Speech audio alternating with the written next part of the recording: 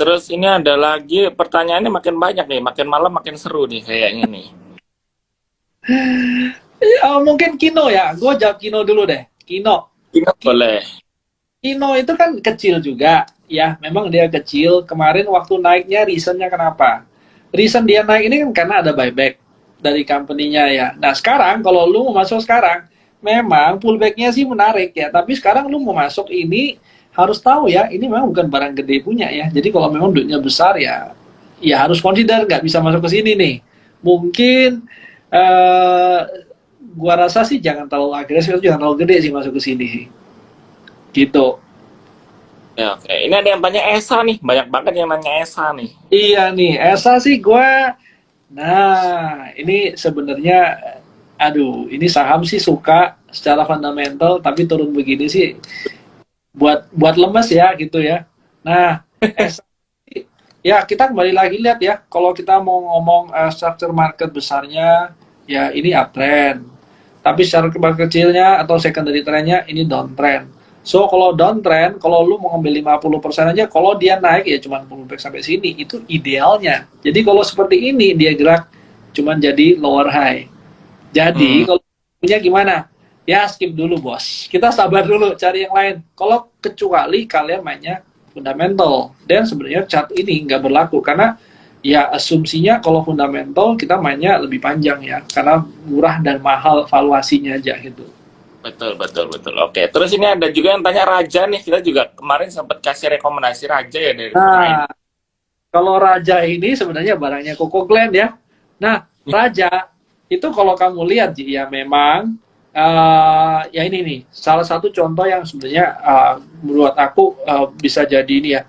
Dia naik kencang, dia turun kencang, terus abis gitu pullbacknya ini sama sekali nggak ada rem ya. Walaupun Iya, secara ya ini mungkin dynamic support. Tapi apakah dynamic support dia pasti mantul? Belum tentu. Nah, sekarang tinggal how kamu bisa lihat ini lebih clear dan kamu harus lihat minor trendnya. Ji, yang kemarin kayak tadi kita bicarakan sama si Farul ya. hmm, Karena ya kita mau clear benar-benar ya tunggu sampai benar-benar trennya stop selesai turun sih. Barusan kita nanti lihat lagi sih. Kalau masuk oh, sekarang ya lu mainnya cuma risk and reward aja sih gitu. Menurut gue itu aja sih Ji, kalau dari Raja.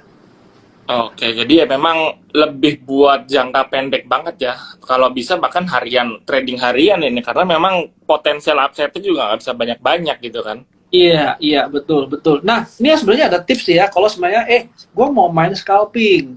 Oke, Hmm, bisa tren turun? Bisa. Jadi sekarang kalau main scalping, tren turun, berarti ya kamu nggak bisa harapkan dia beli di sini nih. Let's say dia di sini naik, terus lu beli sini. Enggak. Next time lu beli lebih bawah lagi. Lebih bawah lagi, lebih bawah lagi. Setiap kenaikan, dan itu adalah chance kita untuk cabut sih sebenarnya. oke. Berarti kita belinya itu harus ibaratnya ekspektasi bakal harga sahamnya itu bakal turun terus ya berarti ya. Yes, betul. So, setiap kenaikan, ya itu momen take profitnya kita, Ji. Gitu sih. Oke. Oke, oke. Oke, ini ada yang tanya Telkom nih masih turun terus. Padahal kan kalau kita lihat secara fundamental harusnya bagus ya. Kan apa namanya? Planningnya jangka panjangnya masih bagus dan kemarin Ya, juga di first Q kemarin top 3 perusahaan telekomunikasi Indosat, Telkom sama XL itu bareng-bareng meningkatkan harga data paket datanya. Jadi hmm. harusnya kalau misalkan kita ngelihat laporan keuangan di second Q kan harusnya bagus nih. Tapi pada kenyataannya secara teknikal tidak berkata demikian. Menurut lo gimana nih Hans untuk Telkom?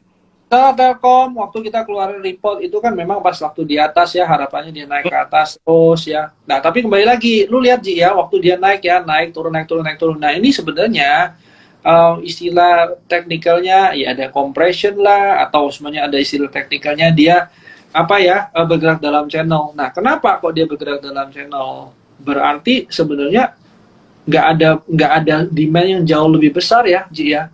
Nah, Hmm, makanya kalau kamu lihat ini sekarang udah di daerah support ya. Memang dia di area support itu tidak berarti pasti turun, pasti berhenti di sana. Bisa aja dia drop, terus dia naik lagi. Malah bisa aja dia buat ranging baru di sini. Nah, sebenarnya yang kamu lihat di sini itu adalah awal dari preakumulasi gitu. Bukan preakumulasi, awal dari akumulasi ya, gitu, pre-accumulation. Bisa aja ya. Nah, mungkin kalau aku rasa kita tunggu dulu deh kalau mau masuk ke sini ya. Memang di sini ada area gap ya cukup menarik kalau ya di sini gap kita masuk ya, tapi sorry di sini gap kita take profit. Tapi sekarang kita butuh ini kan turunnya berhenti dulu gitu. Ya secara valuasi tidak ada yang berubah, tidak ada yang berubah. Secara story juga masih menarik ya. Ya dia punya user kemarin berapa? Ada sampai 50.000 ya.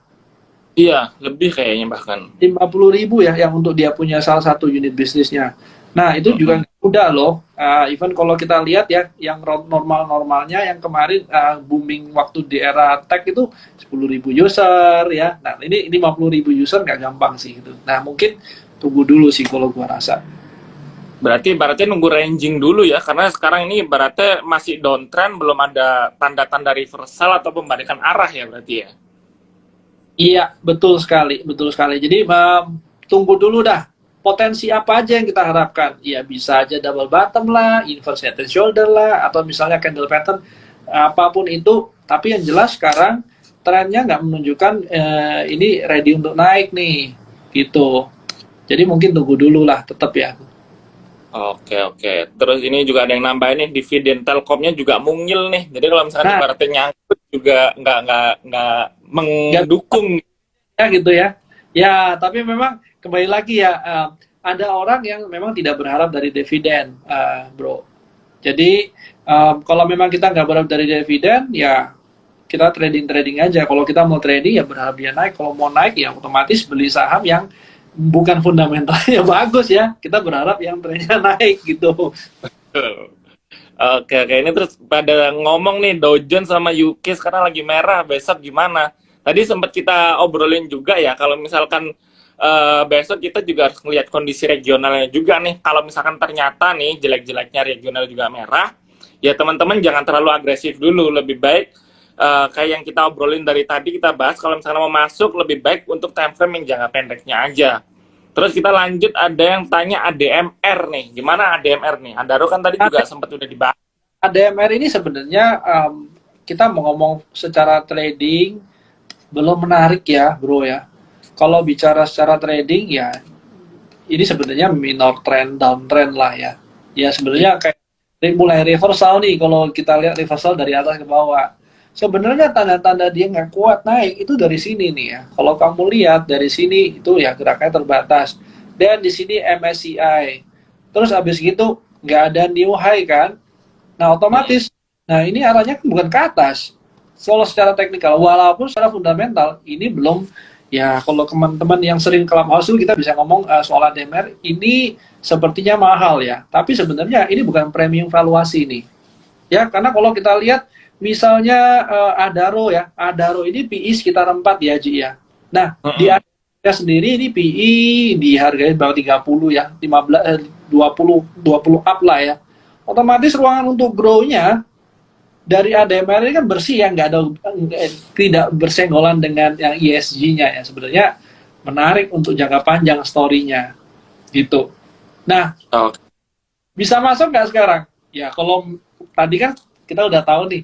Kalau kita berharap mau masuk scalping ya udah next besok kalau udah naik ya kita berharap lebih murah lagi untuk naik wave-nya ya, riding the wave waktu dia naik. Nah, ini sebenarnya bisa nih di Adaro di ADMR, tapi ya cuan bungkus ya gitu, nggak bisa panjang swingnya gitu.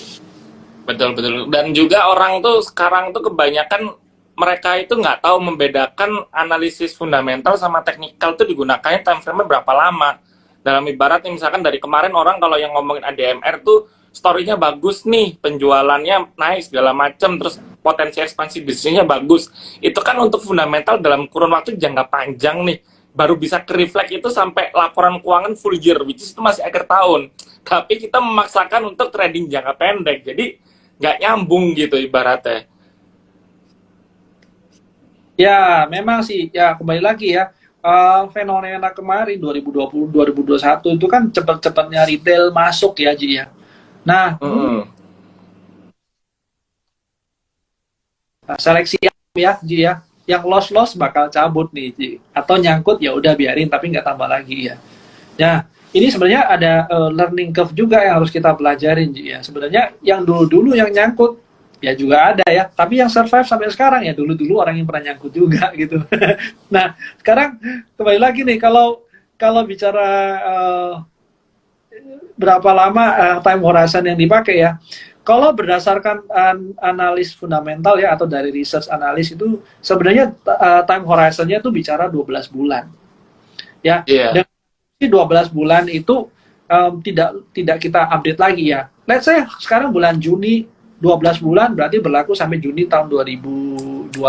Buat Nah, nanti dalam perjalanan apakah dia akan update lagi selama 3 bulan? Itu biasanya si research itu kasih tahu ini kita update re-rate atau di-rate ya.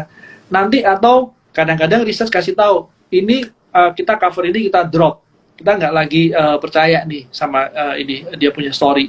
Nah, ya kita harus tahu dulu kita mau trading atau mau invest. Kalau mau invest dan sebenarnya kita harus tracking dia punya progress gimana. Nah, kalau mau trading, ya sebenarnya kita nggak perlu baca sampai itu ya. Kita cuma perlu tahu kita berinvest enggak-enggaknya di perusahaan yang bagus. Itu doang sih, Ji. Tapi trennya jalan ke atas itu. Dan juga memang kadang-kadang di tengah jalan nih, misalkan hari ini kita di bulan Juni ada kasih research report nih, keluar data misalkan kayak Indosat sama Pegas nih, kan yang paling baru kan itu, Indosat, Pegas, sama SCMA, itu kan memang buat untuk 12 bulan ke depan. Misalkan nih nanti di pertengahan jalan, di bulan Agustus atau September ada berita baru lagi, tim research kita tuh pasti akan menganalisis lagi nih, oh ternyata berita yang keluar ini masih on track kok dengan target price yang kita tentukan. Jadi bukan berarti kalau misalkan ada berita baru, tiba-tiba target price-nya ditingkatkan. Itu belum tentu juga. Nah, ini orang-orang yang kebanyakan salah itu di situ. Dalam artian ketika ada berita baru, orang anggapnya itu sahamnya langsung naik signifikan. Padahal itu ternyata itu kalau kita tarik dalam jangka waktu panjang ke belakang, itu sudah on track dari rencana perusahaan-perusahaan itu tadi gitu. Jadi memang kita benar kata Hans tadi harus tahu nih time horizon-nya itu untuk jangka pendek atau jangka panjang. Kalau misalnya jangka pendek ya mungkin memang ketika ada berita baru keluar itu kan membuat dalam jangka pendek harga sahamnya akan naik nih. Tapi naiknya itu nggak bikin langsung tiba-tiba naik nembus target price kita, itu jarang banget kejadian, ibaratnya kayak gitu kan. Iya, betul. Nah, mungkin terakhir, Ji, since lu tadi ngomong soal ISAT, ada apa nih soal ISAT, Ji? Soalnya kalau gua lihat dari technical ya memang ISAT itu kan ada ruang gap ya. Nah, gapnya itu sampai 7.000 berapa? 7.850 ya. 7.850 berarti dari sekarang ya ada sekitar berapa 13%, 15%, 13% ya. Nah, sekarang ada storyline apa yang kita harus lihat, Ji, kalau dari ISAT tuh? Kalau ISAT sendiri itu kan yang menarik setelah merger ya antara Indosat dan juga itu mau gimana nih ke depannya, mau diapain. Nah, kalau misalkan dari tim riset sendiri kemarin itu asumsikan nanti di tahun 2023 sampai 2024 itu akan dapat keuntungan itu dari kerjasama dari mergernya ini tuh bisa sampai 300 sampai 400 miliar US dollar, dan itu cukup angkanya cukup signifikan. Itu yang pertama. Jadi potensi merger ini ibaratnya masih bisa dikembangkan nih untuk jangka panjang. Yang kedua itu tadi juga sempat dibahas bahwa di kuartal 1 kemarin perusahaan-perusahaan telekomunikasi itu meningkatkan harga paket data. Itu harusnya bisa ke-reflect di second Q nanti, laporan keuangan di kuartal kedua. Jadi untuk jangka menengahnya ini juga bisa dikatakan cukup bagus nih, karena ada potensial upside dari peningkatan harga paket data. Dan yang ketiga, Indosat kemarin itu kan baru jualan anak usahanya ya, itu dia tuh dapat dana itu kurang lebih 3 triliunan lebih. Dan kalau misalkan teman-teman lihat lebih detail, itu ternyata itu meskipun dia jual anak usahanya ke perusahaan lain, tapi perusahaan lain itu melakukan kerjasama sama Indosatnya juga. Jadi ibaratnya itu anaknya yang dijual ini ujung-ujungnya juga buat Indosat juga. Jadi ini dilihatnya dapat free cash lah ibaratnya si Indosat ini. Makanya kita ekspektasikan harusnya secara jangka panjang Indosat ini masih performanya masih bagus kayak gitu sih. Berapa target valuasinya, Ji? Jadi kita langsung to the point. Berapa nih?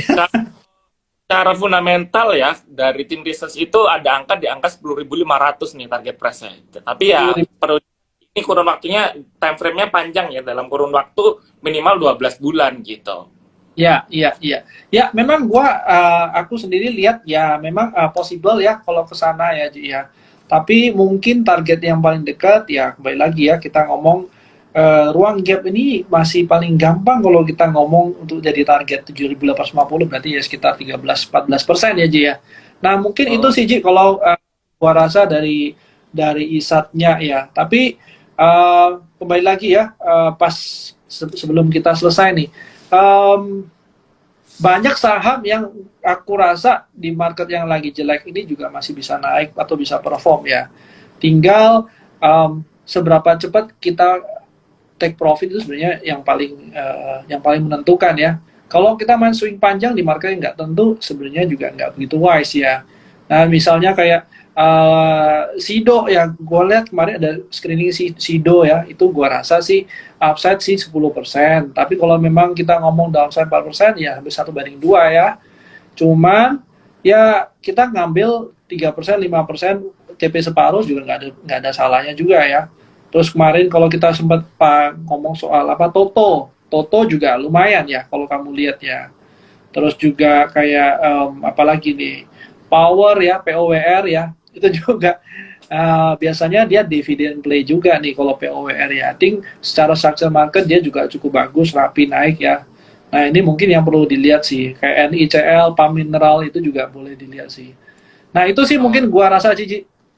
Friend. Oke, thank you buat waktunya malam ini. Jadi mungkin besok teman-teman prepare your seatbelt ya, karena kalau misalnya kita lihat hari ini Dow Jones merah, UK merah, semoga ISG nggak ikutan merah, tapi ya tetap harus prepare juga nih kalau ternyata merah, jangan terlalu agresif dulu.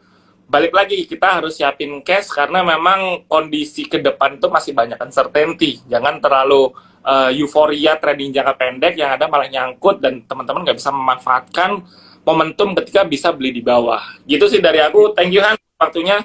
Kalau ada tambahan, mungkin ini mungkin gini sih, gua rasa kembali lagi ya, jaga cash sih.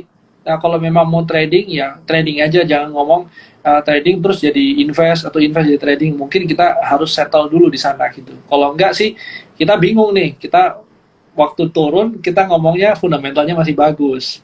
Waktu naik kita nggak mau take profit, bro, gitu, karena targetnya masih jauh. Nah, ini mungkin harus di settle dulu sih gitu. Oke. Oke, jadi sampai di sini kita ketemu lagi di minggu depan ya, di waktu yang sama jam 8 malam. Thank you semuanya, see you.